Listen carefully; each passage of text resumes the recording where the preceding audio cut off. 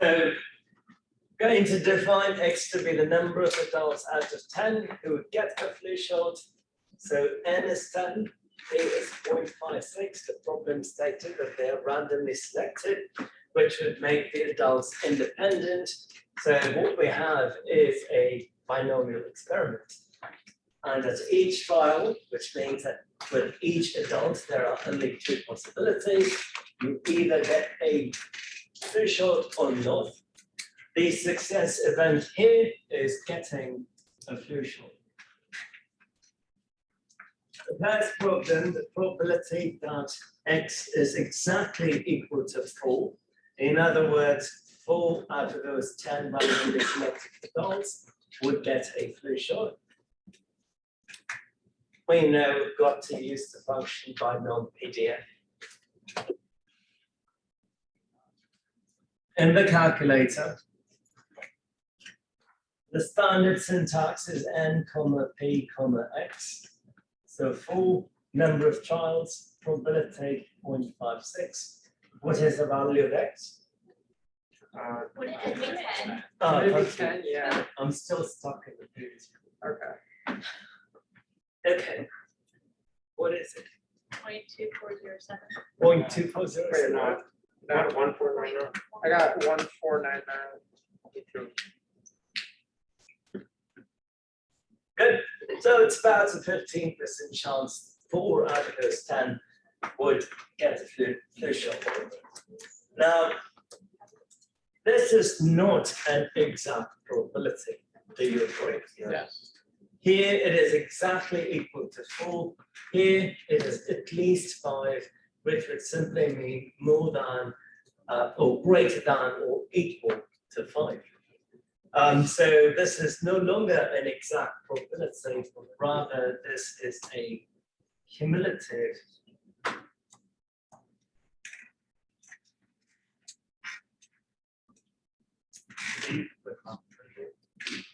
we have to. So since this is a cumulative probability, we can use a cumulative distribution function. In the calculator, we chose binomial PDF. It was option A. If you look at option B, it is binomial CDF. But there is a problem with using binomial CDF. And the reason for that is this is how we define a CDF.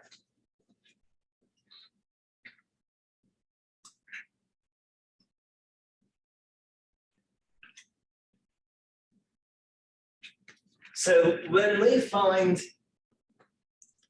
a probability, a cumulative probability using binomial CDF, it will always give you the probability of x less than or equal to x. Not greater than or equal to, not less than, not greater than, but always less than or equal to. Good? So how do we find that? Abort mission.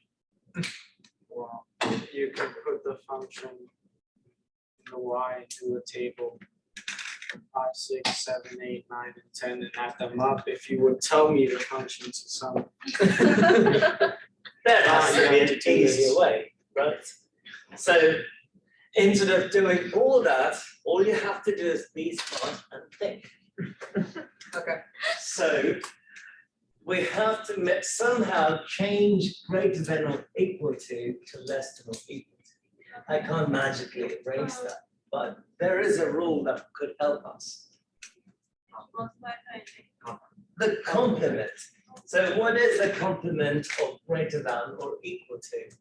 Less than. Less than or equal. Is it less than or equal to or strictly less than? Less than. It is strictly less than 5. If you can't see it, I always recommend that you draw something like this, which chances are you're not going to. But I will still recommend. So x is greater than or equal to 5 would mean all of those outcomes. Yes? So what is the complement? The complement is simply x less than 5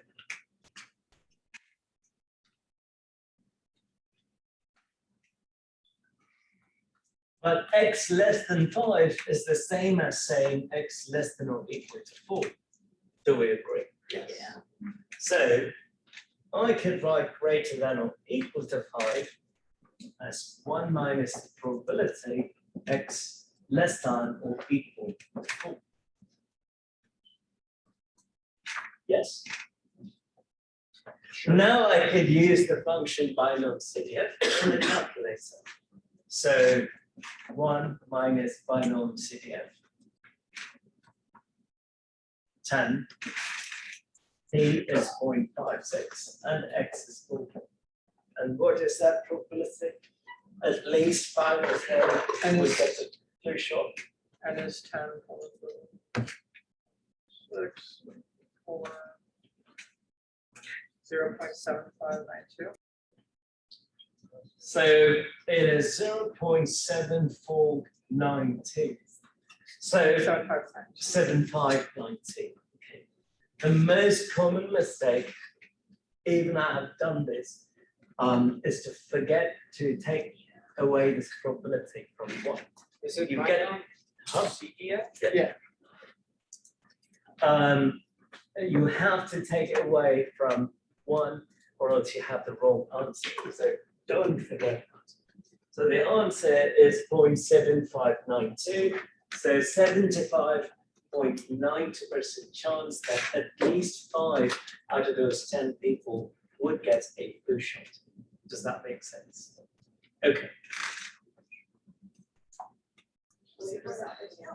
So you use a complement rule in this case if it is a greater than or equal to or greater than cumulative probability that you're trying to find. In other cases, you don't have to, but you should know the equivalent statement for x less than 7. And if you can't visualize it, what should you do? Write it Draw out. a picture. Write it out. So, or draw a picture. So,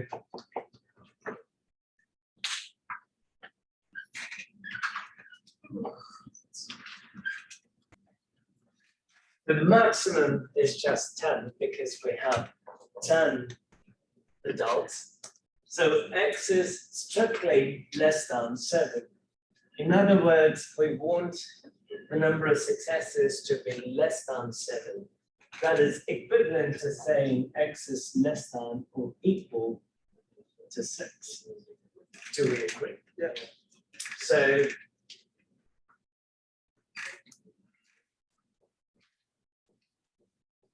x is less than or equal to 6. And I can, yes? No, you go ahead, you go ahead. Do you do like 5 or What do you mean 5? so like I know you're picking 6, could you do less than that? No. No, because we want less than or equal to 6, so Okay. everything is fine. So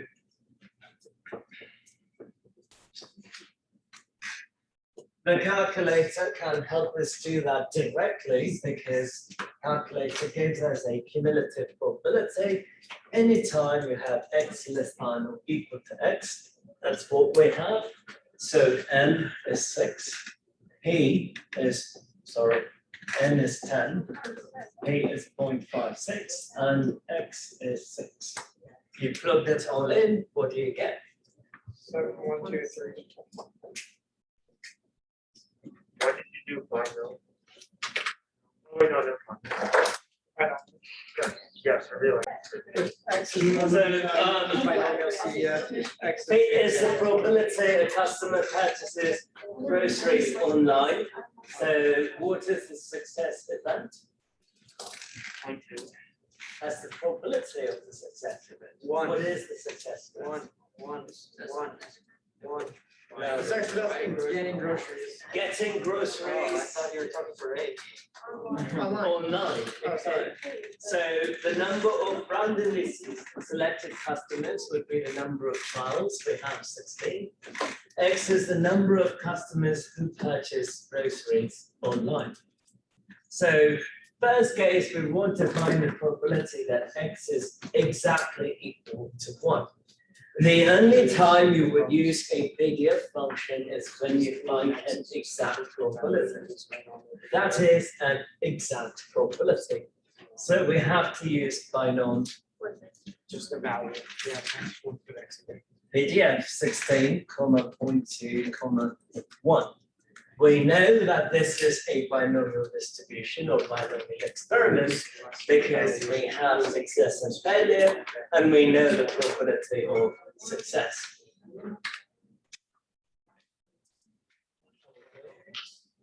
Yes? Yes. Sorry. So x is greater than 1.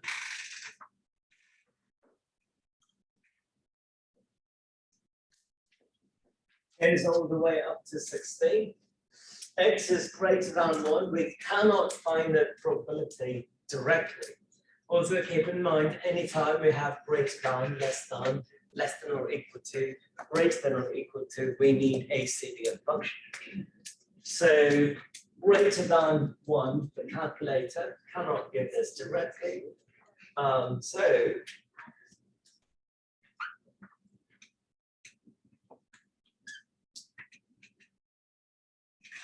2 and above would be x greater than 1.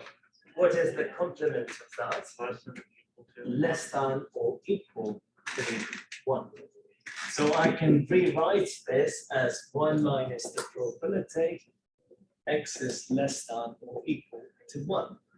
That probability x less than or equal to 1 we can find directly using the calculator. So 1 minus binomial CDF. N is 16, P is 0.2, X is 1, and what do you get? 0.85 times 3. Yes. X less than or equal to 1, how do we find that? Does the calculator know that we put one that's including 0? Yeah. Okay. So when you put this in the calculator and you do the CDF, it means it is going to add all probabilities less than or equal to Oh, okay. 1. All right. That's why we call it cumulative. Okay. How do we find the last part? Binomial CDF.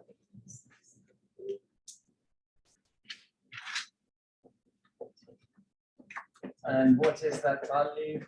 It's 0.1407. Quick question, is there ever like a case where x is like in between two numbers?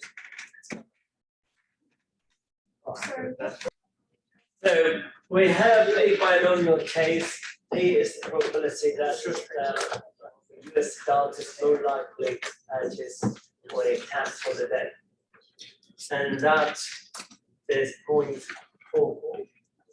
N is 15 randomly selected adults, and probability 7 less than or equal to x less than or equal to 11, between 7 and 11, including 7 as well as 11. There are a couple of ways to do this problem, but I'm going to show you the easier way.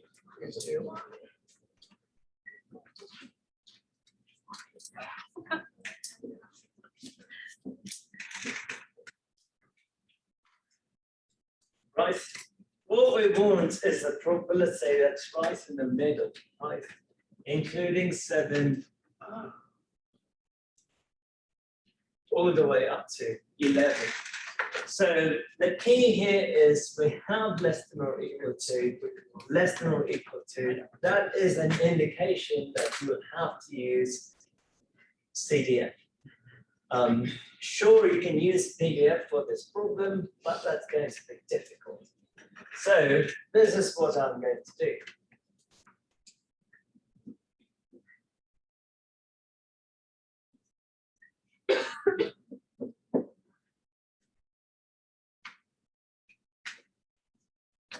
First, I'm going to find the probability of x less than or equal to 11.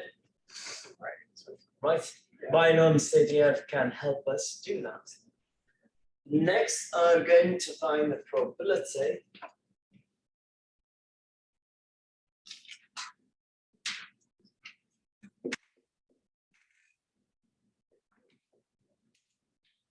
less than or equal to 6.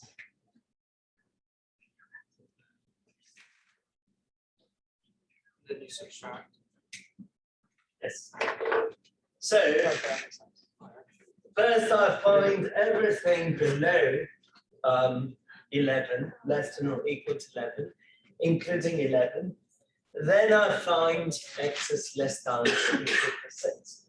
When I subtract, follow my hand. So what happens as I go like this? So you double count. I'm double counting, so I'm going to get rid of this part. Yes? If I get rid of this part from that expression, all that's going to remain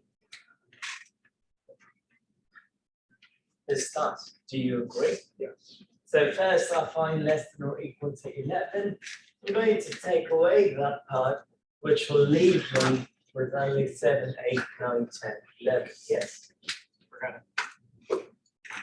So we want to find the probability of x less than or equal to 11 first.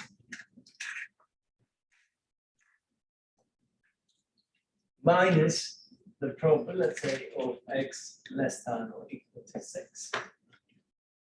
The calculator can directly give you the value for this because it is less than or equal to. So what function should we use? What's it? Binomial. Syntax NPX, N is 15, P is 0.44, X is 11, minus Binomial CDF. 15.446. No, this is Good. for 11, this is for 6. This is minus. and what do we get? 0.5113. 0.5113. So if you draw something like this, you will understand it better. So what I did is I'm trying to find the probability using CDF. That's the best way to do this problem. Now, there could be some tricky problems. For instance, if someone asked you to find the probability that x is between 9 and 11 without including 9 and 11, should you take this approach? No. No. No. So probability between 9 and 11 without including the endpoints 9 and 11 simply means x is 10, right? So a little bit of thinking is required. You won't do that to us, though. Huh? You won't do that to us, though. You never You know. you come really quick, please.